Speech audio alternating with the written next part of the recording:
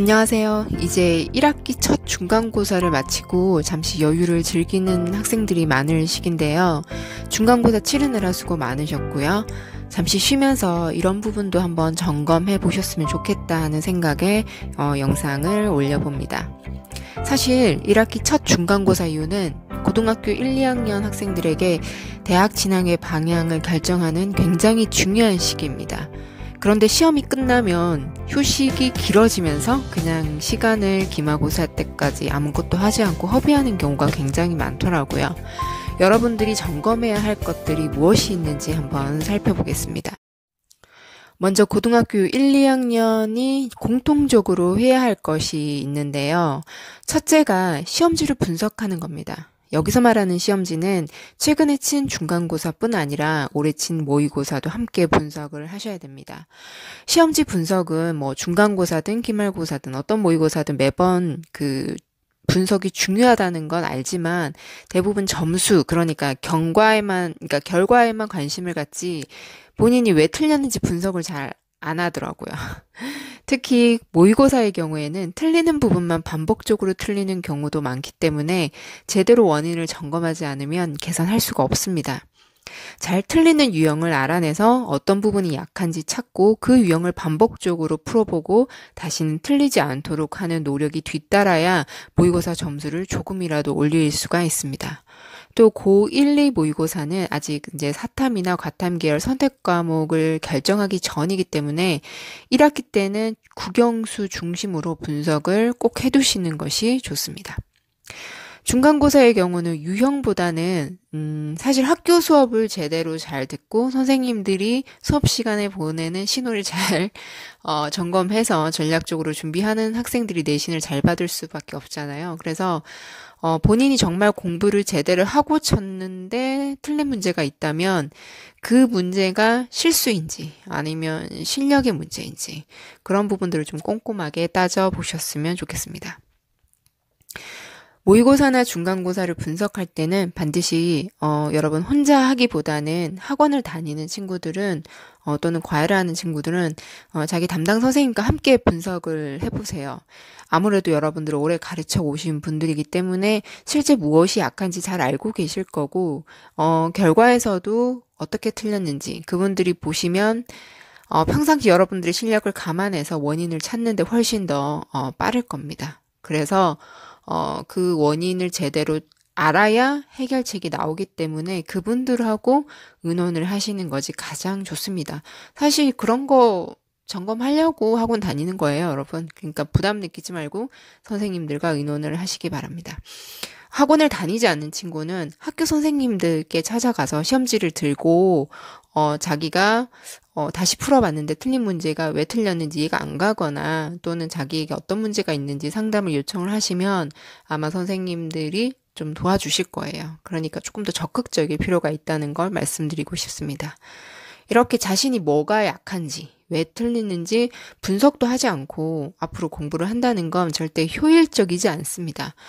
내가 취약한 곳을 알고 그곳에 더 많은 시간을 투자를 해야 효과적으로 다음 시험에 대비할 수가 있어요.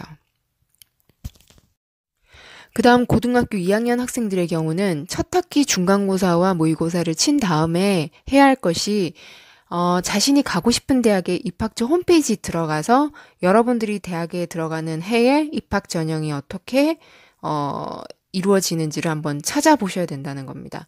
예를 들면 현재 이 영상이 나가는 시점이 2020년 7월인데 2020년에 고등학교 2학년 학생들이 대학에 들어가는 해가 2022년이겠죠.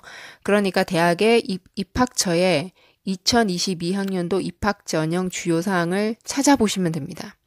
각 대학들이 고2 봄에 현재 고등학교 2학년 학생들이 대학에 들어갈 때, 즉 그 학생들이 고3이 되었을 때 어떻게 전형이 이루어지고 어떤 평가들을 할지 주요 사항들을 미리 공지를 이 시점에 합니다. 그래서 이때 확인을 해 두시라는 겁니다. 미리 알고 준비를 해야 될 거 아니에요. 그러니까 내 위에 학년하고 또 내가 또 지원할 땐 좀 바뀔 수가 있잖아요. 그죠? 그럼 가장 고3이 되어서 닥쳤을 때 발표되는 거 그 전에 미리 알 수 있는 시기가 바로 고2 봄이란 말이에요.